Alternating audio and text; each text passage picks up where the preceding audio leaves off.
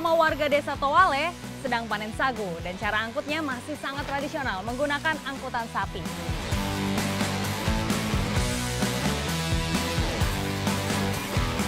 Suhu di kota Palu panasnya memang luar biasa, tapi justru dari panasnya yang sangat menyengat ini menjadi lokasi yang tepat untuk hewan endemik yang ada di Palu.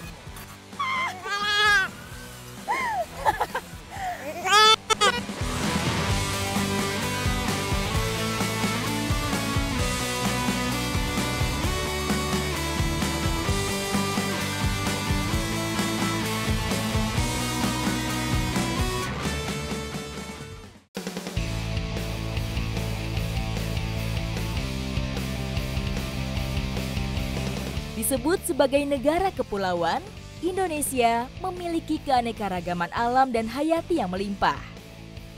Di Indonesia Timur, salah satu hasil alam yang khas dan identik sebagai sumber pangan pokok warganya adalah sagu. Hari ini saya bersama warga desa Towale sedang panen sagu dan cara angkutnya masih sangat tradisional menggunakan angkutan sapi. Ikuti jejak saya, jejak petualang. Ayo Pak, kita bisa jalan.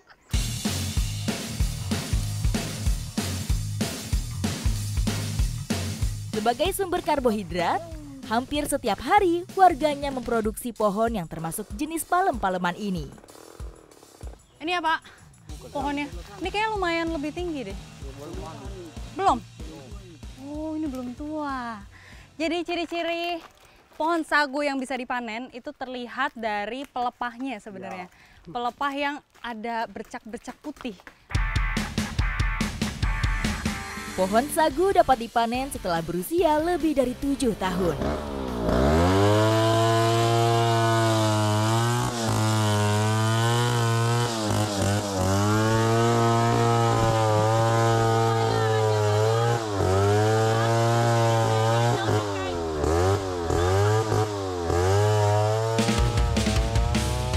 Saya bersama 2 warga lainnya bertugas untuk mengarahkan jatuhnya pohon sagu, supaya tidak membahayakan orang-orang yang berada di sekitarnya. Dikit lagi, dikit lagi, dikit lagi. Wah! Saking besarnya pohon, pas jatuh tuh suaranya benar-benar menggelegar. Salah satu kelebihan pohon sagu yaitu munculnya tunas baru dari pangkal yang ditebang. Siklus tersebut terus berjalan selama pangkal sisa penebangan tidak punah. Untuk memudahkan saat membawanya, batang sagu dipotong sepanjang 1,5 hingga 2 meter. Dalam 1 hari, pohon sagu yang ditebang itu maksimal 8 pohon. Dari 8 pohon itu diolah untuk 2 hari. Jadi setiap 2 hari sekali pasti ada yang nebang pohon sagu di sini. Setelah dipotong, batang sagu kemudian dibersihkan. Membersihkan kulit terluar dari batang pohon sagu ini menjadi bagian yang penting. Karena pohon sagu ini nantinya akan langsung diolah. Kalau tidak dibersihkan, jadi sagu yang dihasilkan nanti akan kotor atau terkontaminasi. Ayo Bang! Luar biasa, sapi tidak ada capek. Mundur.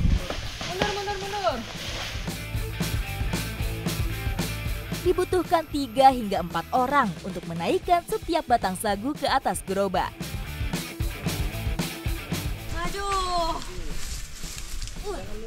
Dalam 1 hari, sapi itu bisa sampai 8 kali bolak-balik untuk mengangkut batang sagu. Tapi dia kuat untungnya. Sudah terbiasa. Wih. Dengan jumlah muatan kurang lebih berapa ton tadi? 1,5 ton. 1,5 ton.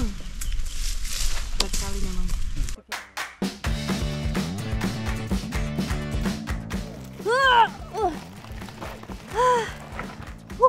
Udah Bang, udah bisa ditali.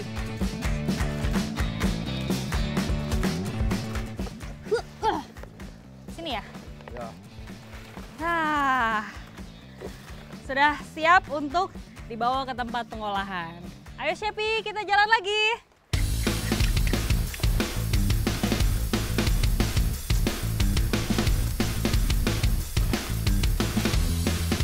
Mengangkut hasil panen dengan gerobak menjadi pilihan warga desa Towale. Karena medan jalan yang dilalui tidak bisa dilewati kendaraan bermotor.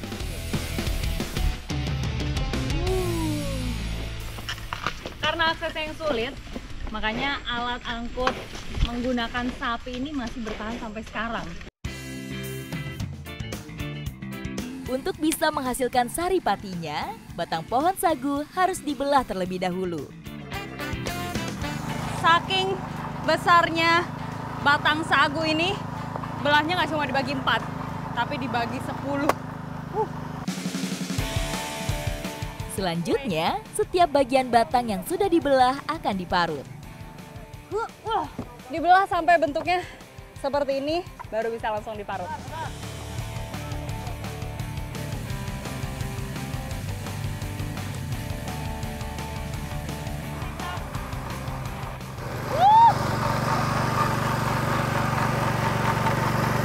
Bagian marut, bagian paling menyenangkan tapi harus hati-hati. Wow! Ampas parutannya itu bisa kena mata juga, bahaya nih. Meskipun terlihat sangat halus, nyatanya surutan sagu sangat tajam yang dapat membahayakan. Wah bang, lumayan sih. Kena mata bener.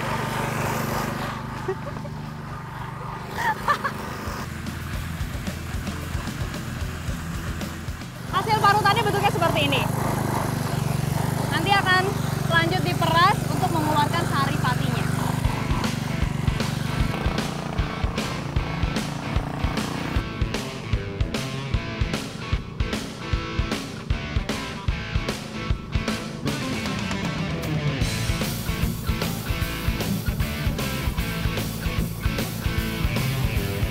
Tempat pemerasannya ini masih tradisional. Unik juga memang bentuknya. Nih, dari pelepah pohon sagu. Dan saringannya tinggal dipasang aja di ujung, terus sambil digoyang-goyang supaya yang terperas itu banyak. Oh, kelihatan hasilnya di bawah. Ketika serpihan batang sagu dicuci dengan air, pati sagu dengan massa jenis yang lebih berat perlahan mengendap ke dasar wadah. Sementara seratnya yang lebih ringan akan mengapung. Nah, setelah diperas, terlihat tuh di bawah. Masih disaring lagi. Jadi melalui 2 kali proses penyaringan sampai benar-benar bersih dan terendap di sini. Wah, udah banyak juga nih.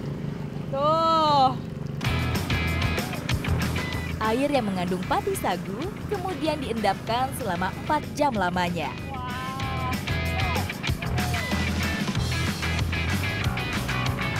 Selagi menunggu endapan, saya bersama pekerja lainnya membuat wadah untuk penyimpanan. Setelah sagunya jadi, nanti akan dimasukkan ke dalam basu. Basu ini nih, tempat yang lagi saya buat.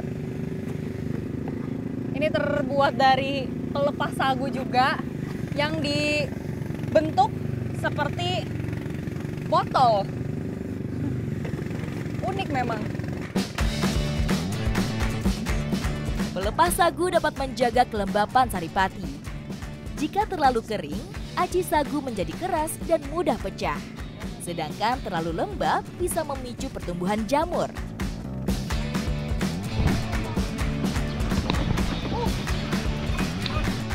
Sagunya udah siap untuk dimasukkan ke dalam basung.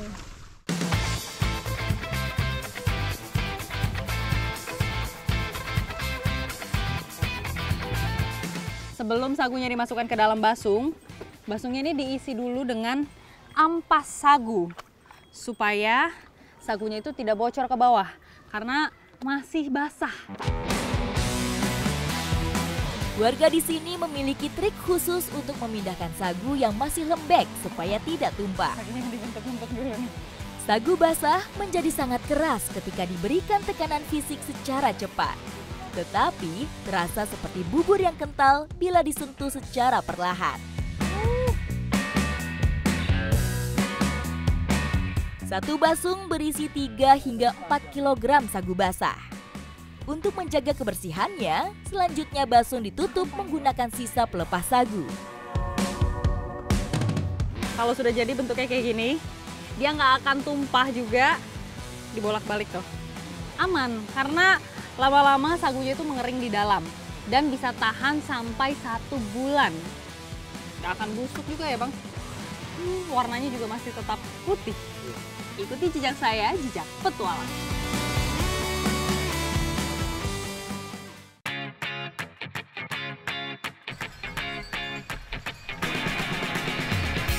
Selain kekayaan flora dan kontur alam yang menarik, Sulawesi Tengah juga dihuni salah satu fauna endemik, yaitu domba jenis Bimba.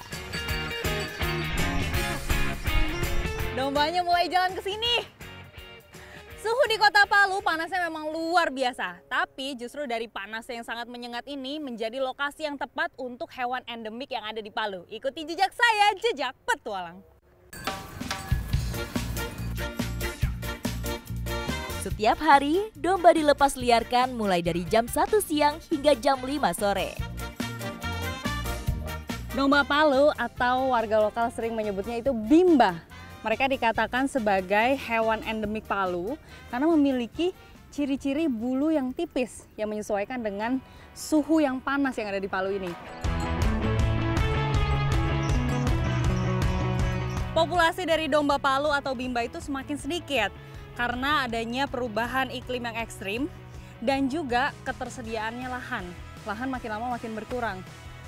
Ini sebenarnya ada 100, tapi terlihatnya sedikit. Jika dibandingkan dengan domba jenis lain, domba jenis Bimba cenderung lebih mahal. Satu ekornya dibanderol 4 hingga 7,5 juta rupiah.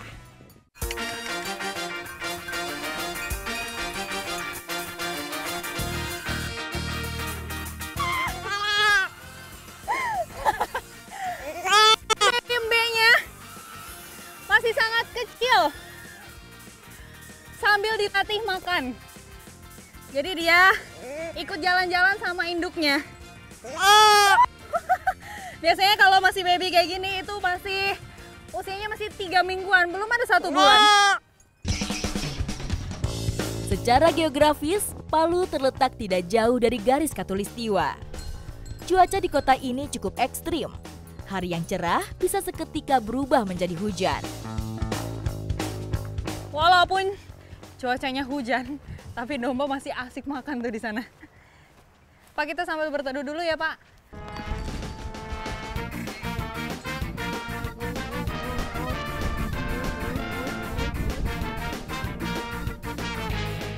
Hoi, hoi, hoi, hoi. Itu tandanya biar apa, Pak? Dia balik Pak. Bisa. Kalau terus balik.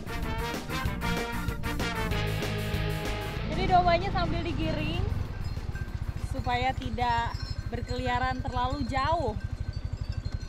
Jalan terus pelan-pelan. Tuh, udah kumpul lagi di depan. Domba sangat sensitif terhadap suara. Mereka dapat mengenali suara pemiliknya, baik dari intonasi maupun nada bicara. Jadi kalau hujan memang ternyata nggak tenang makanya. Dia bisa bergerak ke sana kemari. Iya, ke sana kemari. Itulah kenapa domba Palu ini cocoknya di musim panas. Di cuaca yang sangat panas dan ekstrim. Saat kondisi hujan, Bimba cenderung jadi malas untuk mencari makan dan mengunyah. Saat seperti ini, proses gembala jadi lebih lama. Alhasil, mereka baru bisa masuk kandang lagi pada pukul 6 sore.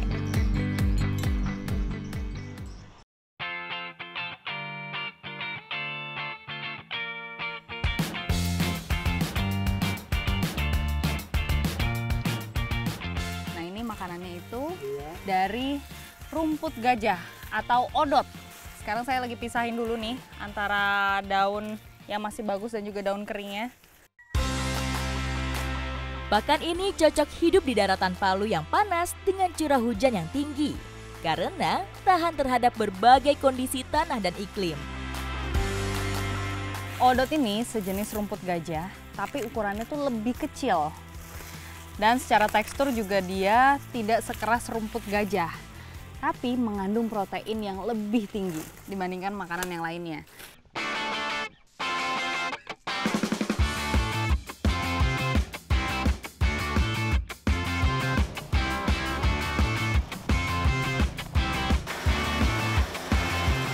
Setelah dicop atau dipotong-potong seperti ini, langsung dibawa ke tempat makan itu ada di sana.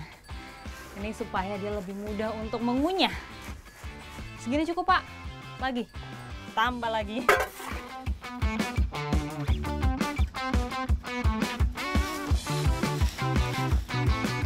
Rumputnya udah tertata, nggak lupa dikasih dedak. Ini sebagai nutrisi tambahan supaya nafsu makannya tuh lebih bertambah. Jadi langsung aja ditaruh di atas rumputnya ya, Pak? Iya. Gini? Iya.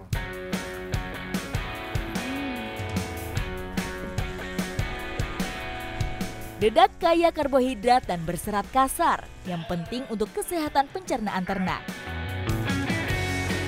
Wah, waktunya makan, dombanya langsung siap-siap mau keluar tuh. Ayo makan, makan, makan, makan.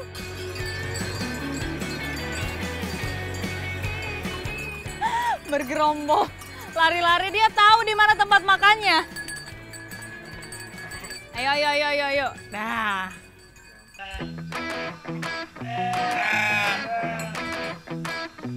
Saya mencoba mengintai dari jauh. Karena ketika saya jalan sedikit saja menuju ke domba-domba di sana, pasti mereka akan kabur. Karena dia masih belum kenal. Dia akan kabur.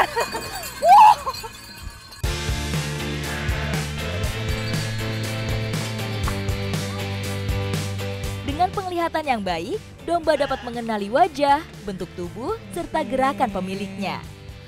Dapat satu domba yang bisa dipegang, ini domba jantan. Benar-benar besar sekali ini. Badannya gemuk dan ini nih yang paling terlihat ciri-cirinya adalah di bagian ekornya.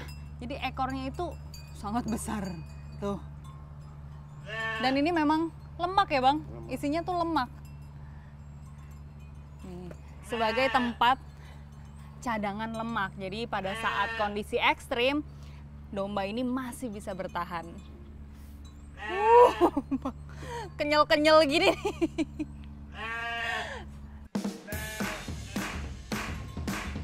Ekor yang gemuk menjadi salah satu indikator domba dalam kondisi sehat. Ada domba yang masih kecil-kecil. Bahkan kelihatan masih ada tali pusarnya juga tuh. Karena biasanya musim kawinnya itu di pertengahan tahun, sekitar bulan Juni dan juga Juli. Dan masa mengandungnya 6 bulan. Domba jenis Bimba merupakan rumpun domba lokal Indonesia yang berasal dari domba Kirmani Persia. Mamalia ini dikembangbiakan secara turun-temurun sejak abad ke-18. Selain digembala, domba-domba ini juga diberi makan 1 hari 1 kali. Jadi sisanya mereka akan cari makan sendiri. Dan benar-benar dipilih makanan yang terbaik supaya kesehatannya itu tetap terjaga. Domba Palu merupakan aset berharga yang harus kita jaga. Bukan hanya sebagai sumber pangan, tetapi juga menjadi identitas kekayaan alam di Sulawesi Tengah. Ikuti jejak saya, jejak petualang.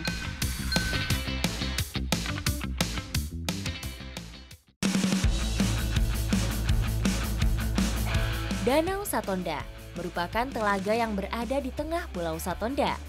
Danau eksotis ini terletak di Kabupaten Dompu, Nusa Tenggara Barat. Pulau Satonda ini juga merupakan tempat persinggahan para turis. Makanya tuh di belakang sana ada kapal pinisi yang lagi stay untuk menikmati pemandangan yang ada di sekitar Pulau Satonda ini.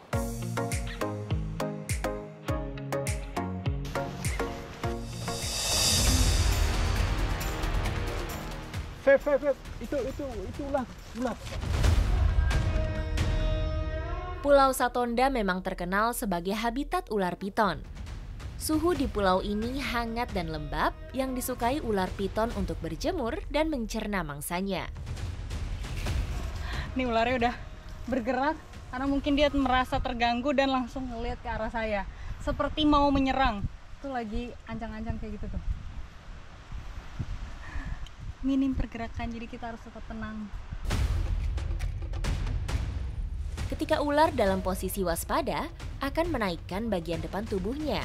Selain tubuhnya berbentuk layaknya huruf S, Piton menjulurkan dan menggerakkan lidahnya. Semakin cepat, pertanda hewan ini akan siap menyerang. Walaupun memang dia badannya kecil, tapi bisa jadi karena lagi puasa, lagi nggak makan. Karena biasanya dia habis makan, itu dia berhenti makan dulu. Terus tadi menurut Bapak, dilihat dari kulitnya, itu agak kusam, menandakan sebentar lagi dia akan ganti kulit. Saat molting, reptil ini kehilangan nafsu makan. Metabolisme tubuhnya melambat sebagai cara untuk menghemat energi. Cerita petualangan kali ini menggambarkan adanya rantai makanan yang masih terjaga di Satonda. Tak hanya burung gosong kaki merah, namun saya juga menemukan salah satu penghuni yang jadi santapan sanca. Sekarang kita mau melihat yang menggantung di atas, itu kelelawar. Kelelawar menghasilkan urin dalam jumlah tinggi. Bau amoniak yang menyengat adalah salah satu ciri khas sarang mereka. Semakin banyak kelelawar yang tinggal di sarang, bau amoniak semakin kuat. Wah, ini benar-benar rumahnya kelelawar. Itu kelihatan banyak banget terbang di atas dan besar. Biasanya dia siang-siang gini harusnya tidur sih. Ini mungkin apa karena lagi terganggu apa gimana nih? Ya, terganggu. Lagi terganggu ya, dia makanya langsung terbang berkeliaran di atas ini. Tapi nggak akan pergi jauh karena dia belum waktunya untuk pergi. Dia masih terbang di sekitaran rumahnya.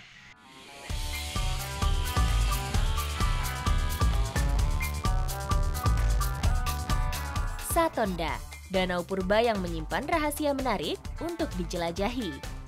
Penelitian ilmiah menunjukkan bahwa danau ini memiliki tingkat salinitas atau tingkat kadar garam yang jauh lebih tinggi daripada perairan laut di sekitarnya.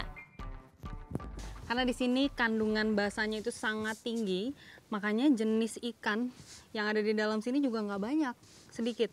Pernah ada yang mencoba untuk memancing ikan di sini kemudian dimakan, itu pun rasanya nggak enak. Kondisi inilah yang dianggap memiliki kemiripan dengan kondisi laut zaman purba.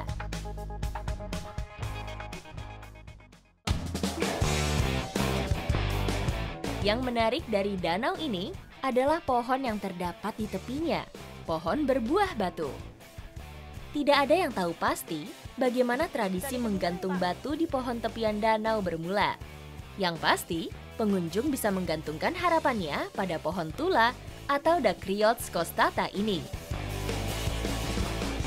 Ini seperti tempat wisata yang ada di Korea memang. Kalau di sana tuh kan kunci-kunci gitu ya. Kalau ini batu. Saya tadi udah naruh harapan di sini. Semoga terkabul ya. Amin. Amin.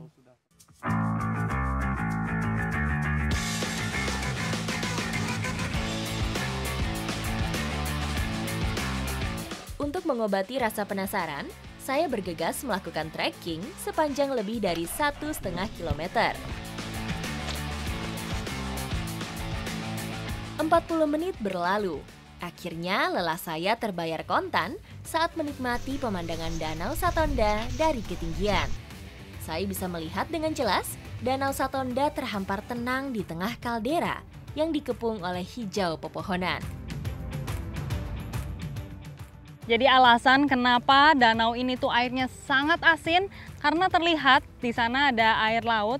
Kejadian pada zaman dulu Gunung Tambora meletus lalu menimbulkan tsunami, jadi airnya tuh masuk ke kawah ini. Nah, jadinya airnya itu bercampur dengan air asin, kemudian terperangkap di dalam, bercampur lagi dengan batuan-batuan vulkanik ya Pak. Makanya rasanya tuh asin ke pahit. Berbeda dengan air laut.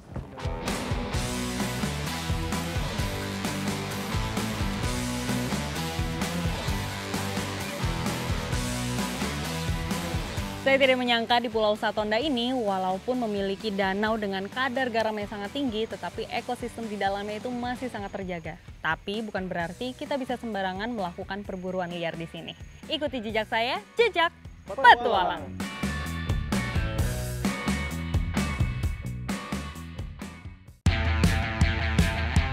Kabupaten Parigi Motong bisa ditempuh kurang lebih 8 jam perjalanan mobil dari ibu kota provinsi Poso. Selain penghasil sagu, kabupaten seluas lebih dari 6.000 km persegi ini ternyata menyimpan spot bagi para pencinta tantangan. Bagi para penggemar panjat tebing, mungkin sudah tidak asing dengan nama Likunga Valley. Lokasi tebing yang terletak di desa Uevolo ini pernah menjadi tempat gelaran kejuaraan panjat tebing tingkat Asia pada tahun 2009.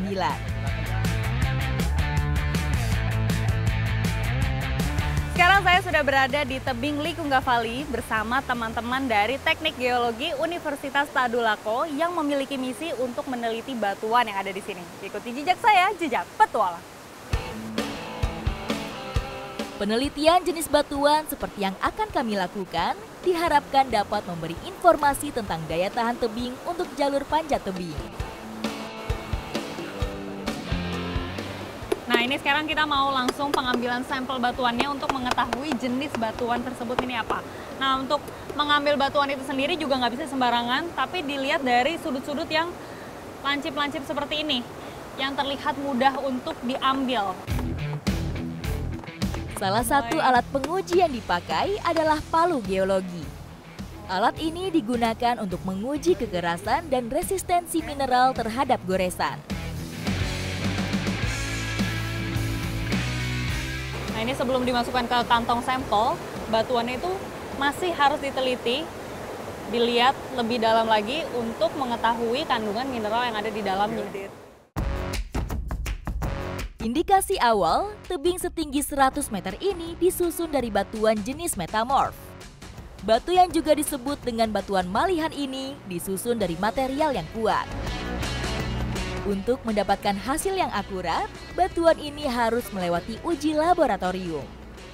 Pengambilan sampel batuan sudah, meneliti batuan juga. Sekarang kita mau lanjut ke atas untuk mengambil data struktur geologi tambahan.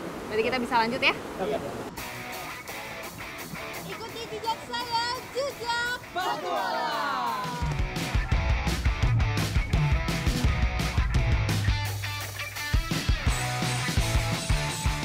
Pengambilan data struktur geologi itu nggak bisa dilakukan sendirian, harus didampingi oleh tim vertical rescue. Nah, ini alat-alatnya semua udah siap semuanya supaya lebih safety.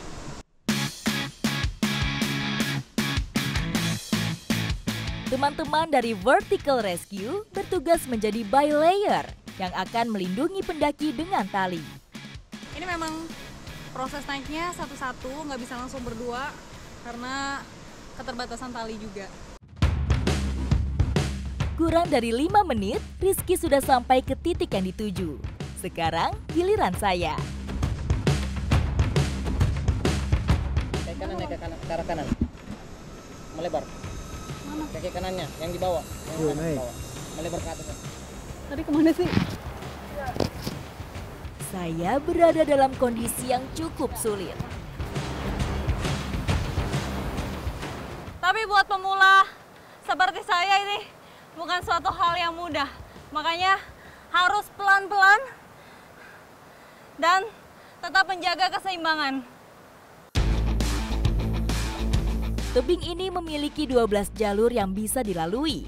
Salah satunya rute yang saya lalui. Tebing Likunga Valley ini memang sebenarnya memiliki ketinggian kurang lebih 100 meter. Tapi yang akan saya panjat ini tidak terlalu tinggi, cukup di ketinggian 15 meter saja. Lebih dari setengah jam menggantung di tali, energi saya benar-benar terkuras.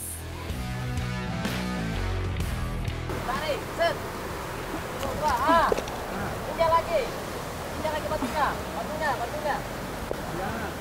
Bang, naikin dikit lagi, Bang. Bentar ya. Bentar ya, nempelnya, A. Licin, Bang. Bagi yang di belakangnya. Yang kayak bedak. Iya, iya. Bang, saya gantung. Saya mau gantung dulu. Akhirnya, setelah 45 menit, saya sampai di titik penelitian. Ya, jadi di sini kita mau ngambil data geologi struktur tambahan. Datanya sama kayak yang tadi di bawah. Ini buat make sure aja kalau gaya yang tadi terjadi di bawah sama nggak kayak yang di atas. Yang diukur itu adalah rekaan atau retakan nih yang ada di atas saya ini.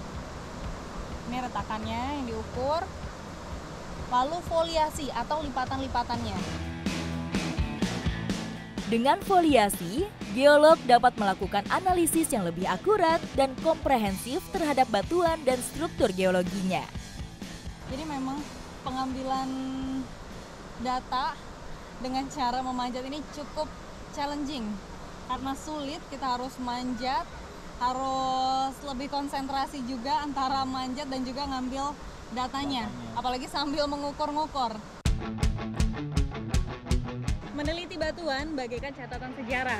Dari hasil penelitian ini, kita sama-sama diajak untuk belajar lebih menghargai lagi alam yang ada di sekitar kita. Ikuti jejak saya, jejak Petualang.